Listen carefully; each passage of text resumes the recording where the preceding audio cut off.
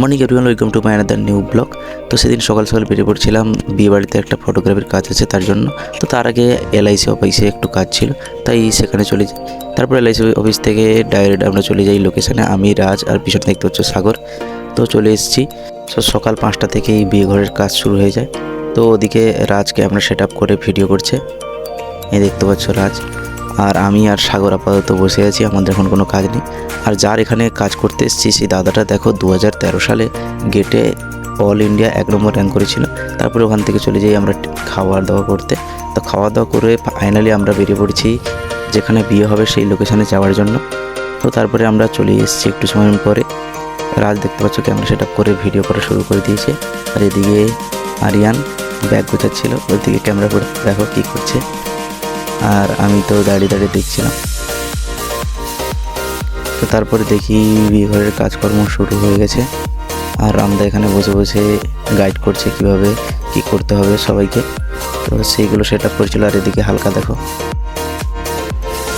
তারপর সমস্ত set up শুরু হয়ে গেলে আবার দেখি ক্যামেরা দেখে দেখো আরিয়ান কেমন ড্যান্স করছে।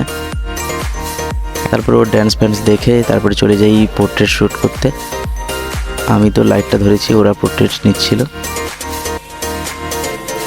তো একটু সময় পরে পোর্ট্রেটের কাজটাও শেষ হয়ে যায়। কাজে এখন একটু রেস্ট আছে, তাই ভাবছি দুজন মিলে পকোড়া খাবো। তাই পকোড়া স্টলে চলে যাই, দুটো পকোড়া নিয়ে নিই। চিকেন পকোড়া ছিল, চিকেন পকোড়া খেতে বেশ দারুণই লাগছিল। তো পাশে দেখি একটি কুকুর দাঁড়িয়ে আছে, তো তাকেও দিচ্ছিলাম, বলছিলাম তুইও খা। তো তারপরে পকোড়া খাওয়া কমপ্লিট করে চলে যাই ফুচকা স্টলে। তো সেখানে দেখি বেশ দাদা ভালোই ফুচকা বানিয়েছে।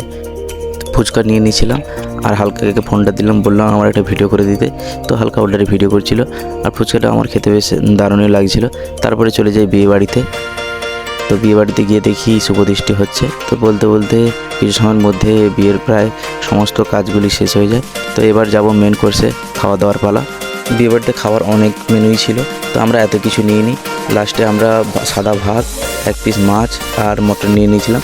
তো মটনটা খেতে আমার বেশ দারুণই লাগছিল, তাও ওটাই খাচ্ছিলাম। দেখতে পাচ্ছ মটনগুলো কেমন বেশ সুন্দরই হয়েছে রান্নাটা। তো তারপরে খাওয়া দাওয়া কমপ্লিট হয়ে গেলে আমরা লাস্টে নিয়ে নিই সবাই একটা করে আইসক্রিম। তো আইসক্রিমটাও খেতে মোটামুটি ছিল। তো ফাইনালি আমাদের কাজ কমপ্লিট। আপাতত বিয়ে ঘর কমপ্লিট হয়ে গেছে। আমি আর হালকা এইসব গুছাচ্ছি, এই হচ্ছে হালকা গুছাচ্ছে। গুছিয়ে নাও, সরি।